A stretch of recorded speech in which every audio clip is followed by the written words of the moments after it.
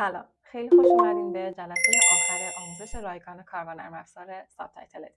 تو این جلسه میخوام چند تا نکته رو با هم یاد بگیریم. یکی سینکرونایزیشن، یکی منوی ویدیو، یکی منوی اوتو ترنسلیت و یه سری آپشن ها که باید گفته بشه. اولین مورد مهم سینکرونایزیشنه. کلا ما سینکرونایزیشن رو تو جلسات قبلی هم به طور ناخودآگاه یاد گرفتیم. یعنی همزمان زمانی که اومدیم و ترجمه رو گفتیم از این نقطه شروع کن، از این بازه زمانی شروع کن و در این بازه زمانی تمومش کن، ما در واقع داشتیم زیرنویس هامون رو سینک می‌کردیم در واقع. یعنی زیرنویس ما با کلام داشت همگام سازی میشد. ولی یک سری زیرنویس هایی رو شما در واقع دانلود میکنید و بعد متوجه میشید که مثلا زیرنویس زودتر داره پلی میشه، زودتر جلوتر از اون ویدیو داره میره، یا اون زیرنویس دیرتر از اون ویدیو با صدا و تصویر همخوانی نداره. و خب در این موارد اگر که بلد باشین که ساب تایتلش اون اسارتی رو تغییر بدین، میایین داخل این نرم افزار اون زیرنویس رو وارد میکنید، کنارش هم ویدیوش رو اوپن میکنید و زیرنویس رو سینکرونایز میکنید. اگر بلد نباشید خب میرید در واقع اون زیرنویس رو پاک میکنید، دنبال یه زیرنویس خوب میگردید دیگه که بتونه با اون فرمت در واقع ویدیوی شما بخونه و سینکرونایز شده هم باشه. حالا من فرض میگیرم که شما میخواین زیرنویس اون فایل ویدیوییتون رو در واقع خودتون سینکرونایز کنید، خودتون همگامش کنید. اکثرا این همگام سازی ها به صورت تایم هستش، تایمینگشون باید درست بشه، یعنی تایم سینکرونایزیشن داریم. وارد نرم افزار سابتایتل ادیت بشین، اون زیرنویس رو وارد کنید، کنارش فیلم رو هم وارد کنید. از منوی بالا سینکرونایزیشن adjust all times رو میتونید بزنید. حالا گفته all lines، همه لاین ها. اگه بیایم پایین میشه selected lines only، یعنی مثلا من این لاین رو انتخاب میکنم، میگم این لاینه باید حالا یا زیرنویسش جلوتر یا عقب‌تر بره. یعنی چی؟ یعنی یا زیرنویسش زودتر پخش بشه یا زیرنویسش دیرتر پخش بشه. یا selected and subsequent line، یعنی من اینو سلکت میکنم، یعنی این لاین و لاین های بعدیش. حالا اینجا این قسمت رو منظورمه، ببینید بالا این دو صفر اول hour هستش، یعنی ساعتش، minute دقیقهش، سکند ثانیهش و میلی سکند، میلی سکند در واقع میگن فکر کنم هزارم ثانیهش. اونو در واقع میخوایم بگیم که مثلا انقدر هزارم ثانیه زودتر نشون بده. selected line داریم، این لاین رو انقدر میلی ثانیه زودتر نشون بده، این لاین رو انقدر میلی ثانیه دیرتر نشون بده، یا 1 دقیقه زودتر نشون بده، 1 دقیقه دیرتر نشون بده. این مال زمانیه که selected lines only، یعنی فقط یه سری لاین هامون هستش که از لحاظ تایمینگ سینکرونایز نشدن. اما اگه همه لاین هامون با هم دیگه ناهمخون باشه، یعنی همه لاین ها 1 دقیقه، چند ثانیه، چند میلی ثانیه در واقع دیرتر نشون داده میشن یا زودتر نشون داده میشن، میاد روی همه لاین ها این قاعده رو اعمال میکنید. این از این. یه نوع سینکرونایزیشن دیگه داریم به اسم ویژوال سینکرونایزیشن. ما توی در واقع به عنوان مترجم خیلی سرکار نداریم با ویژوال سینکرونایزیشن. ویژوال سینکرونایزیشن زمانی اتفاق میفته که ما مثلا بخوایم تصویر رو بیایم در واقع سینک کنیم با اون زیرنویس، که اون در واقع یه قسمتی از فیلم سانسور شده، بریده شده. حالا شما اون زیرنویس رو در دسترستون هستش که مال فیلم اوریجیناله بوده، یعنی مال فیلمی بوده، مال ویدئویی بوده که هیچ کاتی توش صورت نگرفته، هیچ سانسوری توش صورت نگرفته و حالا اونو میخواین اون زیرنویس رو بیارید روی در واقع فایلی که سانسور صورت گرفته. در این زمان از ویژوال سینکرونایزیشن زمانی استفاده میکنیم که مثلا من میام برای پلتفرم های فیلم و سریال ایرانی بخوام کار بکنم و نخوام مجددا از اول از بی بسم الله که میگم بیام مثلا بخوام زیرنویس بزنم. خب اون فایل زیرنویس قبل رو دارم، میارم توی این قسمت هایی رو ویژوال سینکرونایزیشن انجام میدم که زیرنویس من بیاد با اون تصویر بخونه. این برای این قسمت هستش. حالا که بخواید اون زیرنویس رو با اون تصویر هماهنگ کنید. اینو من اجازه بدید واردش نشم، به این خاطر که این فیلمی که الان هست Only Murders in the Building، این فیلم اورجینال هستش، یعنی سانسور نشده، هیچ برش کاتی نخورده و زیرنویسی هم که ما تولید کرده بودیم از همون زمانبندی و تایمینگش اوکی بوده و با تصویر مطابقت داره. قسمت بعدی پوینت سینکرونایزیشن هستش، یعنی یک نقطه زمانی رو بیاین در واقع بخواین هماهنگ کنید. حالا 3 ثانیه ببریدش عقب، نمیدونم انقدر ببرید جلو و 3 ثانیه، یعنی در واقع بتونید اون رو هم جابجا بکنید. خیلی هم باز از این گزینه ما استفاده نمی‌کنیم. Point sync via another subtitle از این هم زیاد استفاده نمی‌کنیم. change frame rate هم همینطور، change speed ما از این هم استفاده نمی‌کنیم که ما بخوایم سرعتش رو بخوایم تغییر بدیم. بریم تو قسمت منوی بعدی، اوتو ترنسلیت. اوتو ترنسلیت یعنی چی در واقع؟ به درد زمانی میخوره، یعنی در واقع اکثر مترجما ازش استفاده میکنن اگر دارن خودشون گوش میکنن و زیرنویس میزنن، دلیل بر این نمیشه که لیسنینگشون خیلی خوبه. اگر هم دارن از این استفاده میکنن، دلیل بر این نمیشه که لیسنینگ بدی دارن. استفاده از اوتو ترنسلیت یک فایدهش این هستش که شما میتونید در کوتاه‌ترین زمان ممکن در واقع ترجمه رو پیاده کنید، سینکش کنید و ترجمه رو داشته باشید و حالا یه پست ادیتینگ روش بزنید، ادیتش بکنید و خیلی کمکتون اتفاقا میکنه. مال زمانی هستش که شما یک زیرنویس رو دارید، یا میتونه زیرنویس انگلیسی رو دارید و حالا میخواین تبدیلش بکنید، ترجمهش کنید به زبان فارسی، یا زیرنویس فارسی رو دارید میخواین برش گردونید به زیرنویس انگلیسی. بریم وارد داخل نرم افزار بشیم. گزینه اوتو ترنسلیت رو میزنید. ببینید الان این زیرنویس فارسیه که من اینجا تولیدش کردم. خب یعنی اینو خودمون نوشتیم دیگه، خودمون تو طول این 4 جلسه گذشته اینو با هم دیگه در واقع ترجمهش رو ایجاد کردیم. ببینید از گزینه‌های این قسمت الان رو چت جی پی تیه. ما گوگل ترنسلیت داریم ورژن 1، ورژن 2، بینگ مایکروسافت ترنسلیتر، دیپ لرنینگ وی 2 ترنسلیت و مای مموری ترنسلیت، چت جی پی تی. من یادم به غیر از چت جی پی تی یه چیز دیگه هم بود که هوش مصنوعی بود، گوگل جمینای، حالا بقیه در واقع ابزارها. چت جی پی تی رو اینجا داریم، ولی اول بریم سراغ گوگل ترنسلیت ورژن 1. ورژن 1 API. خب این پرشن هستش، از زبان فارسی میخوایم به زبان انگلیسی بیا ترنسلیت کنه. بچه این قابلیت زمانی برای ما روشنه که من بیام فیلتر شکنم رو روشن کنم. یعنی گوگل ترنسلیت تو حالت عادیش وقتی نرم افزار وقتی در واقع مرورگر گوگل رو باز میکنید، گوگل ترنسلیت تو حالت عادیش کار خودش رو انجام میده، با همون در واقع آی پی ایران کارش رو انجام میده. اما چون میخوایم از گوگل ترنسلیت در خارج از بستر خود گوگل ترنسلیت استفاده بکنیم و داریم از API گوگل ترنسلیت میخوایم استفاده کنیم و APIش در واقع البته آزاد هستش، چون دسترسی به گوگل ترنسلیت پولی نیستش و همه میتونن از همه نسخه‌های اون استفاده کنن. APIش اینجا هستش ولی باید با فیلتر شکن باشه.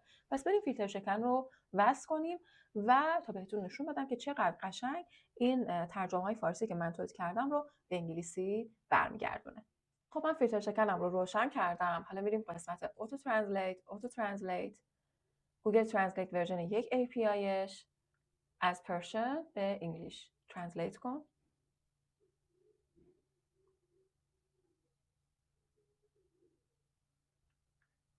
این کار داره زیادی تکرار میکنه؟ نه، اوکی. اندازه اون 46 سگمنت من.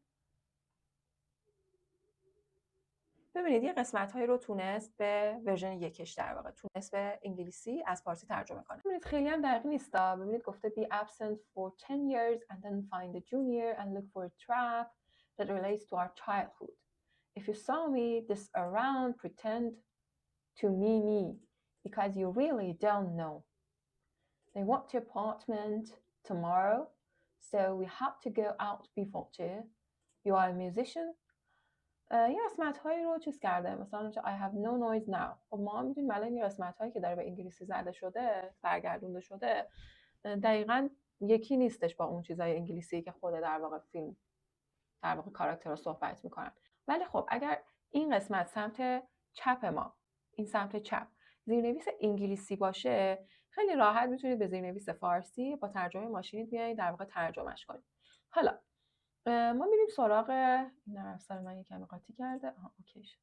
حالا ما میریم سراغ چت جی پی تی.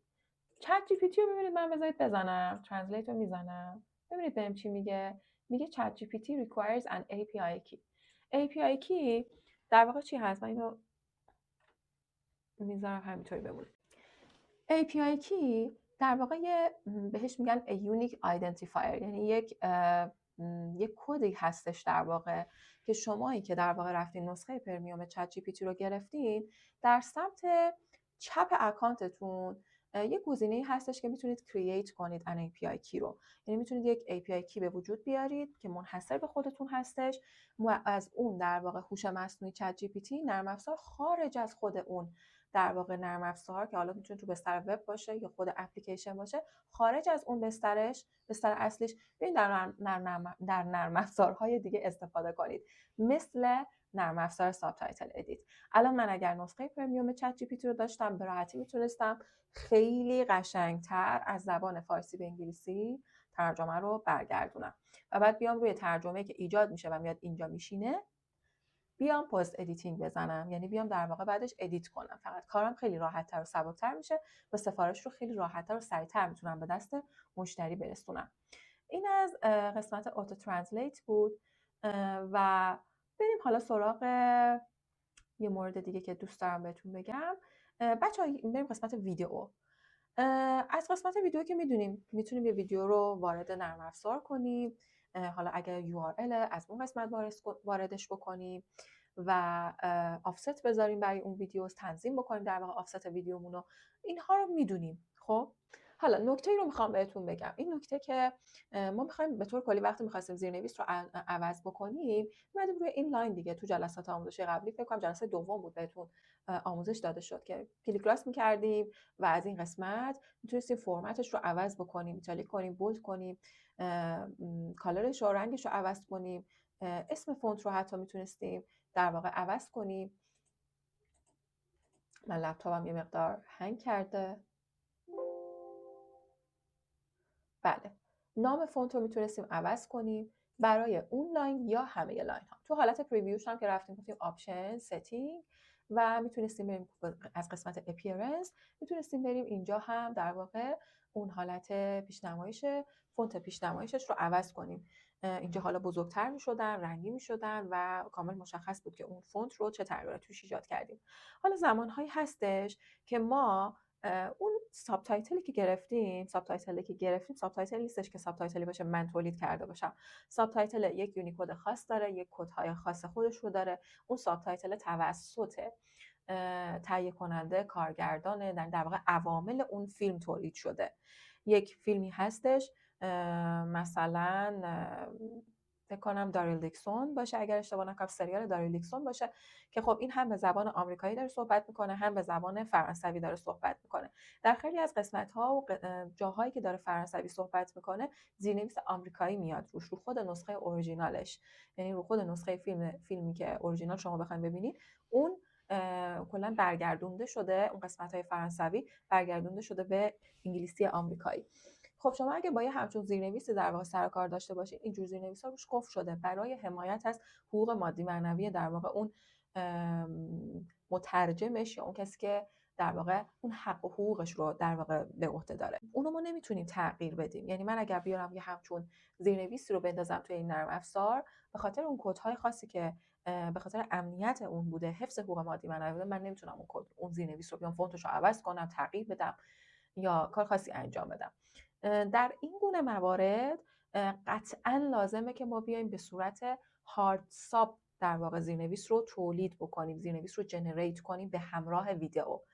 این کار رو میشه انجام داد و شما میتونید از این منوی بالا ویدیو استفاده کنید. بیاین پایین گزینه Generate Video with Burned in Subtitle اینو انتخاب کنید. سیستم من یه مقدار دیر جواب میده. انتخابش کنید. اینا رو میتونید همه تنظیمات رو میتونید تنظیماتی که مربوط میشه به اون، حالا فونتش، ویدئوش، اودیوش و حالا قسمت برش ها، کات ها، اینا رو میتونید بیاید انجام بدید و بعد هم تنظیم کنید و بعد هم گزینه جنریت رو بزنید و اون ویدیو خب جنریت میشه به صورت هارد ساب. یه مورد دیگه که دوست دارم بهتون بگم برای بچه‌هایی که دارن کار میکنن، خب ما خیلی از بچه‌ها هستن که حتی بیشتر قدیم این رواج داشت، الان ما زیرنویس هامونو میایم در واقع به صورت همون SRT سابریب میایم دانلود میکنیم، ولی خب هنوز خیلی‌ها ممکنه اینو بخوان بدونن. اگه یادتون باشه ما یه سری DVD داشتیم، فیلم و سریالامون رو DVD برامون میزدن، بعد زیرنویسا میرفت رو DVD مینشست. اون دیگه SRT نبود، اون در واقع فرمت SRT یه چیز دیگه بود. اگه بخوایم یه همچون ویدیویی داشته باشیم با اون فرمت های DVD ها، میاد پایین از قسمت فرمت، این قسمت ها که زده دیویدیو استودیو پرو، دیویدیو استودیو پرو، حالا with one space، DVD سابتایتل، DVD سابتایتل، یعنی انواع اون سابتایتل های DVD ها رو میتونیم انتخاب بکنیم. DVD سابتایتل با پسوند DV. خب رسیدیم به پایان در واقع آموزش نرم افزار سابتایتل ادیت. امیدوارم که این دوره براتون مفید واقع شده باشه و بتونید از این دوره استفاده کرده باشید. اگر هر سوالی دارید میتونید برای من از طریق دیدگاه‌ها در قسمت وبسایتم سوالتون رو مطرح کنید. اگر این ویدیو رو دارین از طریق کانال یوتیوب من نگاه میکنید، حتما خوشحال میشم که سوالاتتون رو، نظراتتون رو با من به اشتراک بذارید در کانالم. و اگر میخواید من ویدیویی رو در این زمینه برای شما بیشتر تولید بکنم و بهتون موردهای دیگه ای رو بخوام بررسی بکنم، حتما به من بگید و برام بنویسید. من حتما ویدیوش رو براتون درست میکنم تا بتونید استفاده کنید. تا آموزش های بعدی شما رو به خدای بزرگ و مهربون میسپارم.